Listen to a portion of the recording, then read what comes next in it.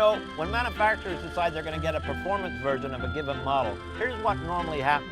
Everybody gets together, they sit around in a room, and I can guarantee you one rocket scientist will come up with this. I know, we can give it more power. Really?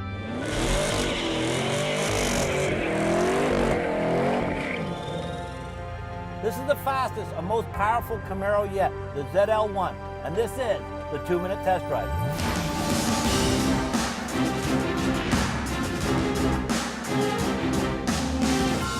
The ZL1 features a supercharged 6.2-liter V8 that puts out a mind-blowing 580 horsepower and 566 foot-pounds of torque.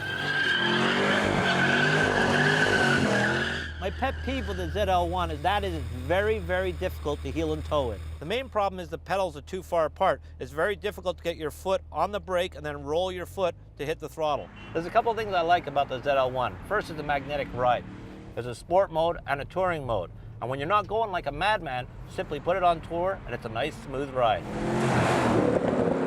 When you're driving the ZL1, you have 5 different traction settings, from mild to wild. And depending on how brave you are, is which one you should pick. I really shouldn't say this about the ZL1, but it doesn't drive like a Camaro. Part of that is the 52-48 weight distribution, and the other thing is the 4-wheel independent suspension. And that's something you can't get on a Mustang.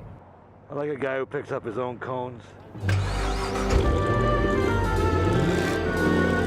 By now you're probably thinking, all this fun and performance has to come at a price. And you'd be right. And I think it's a very bearable price. Only $107 per horsepower. I'll let you do the math.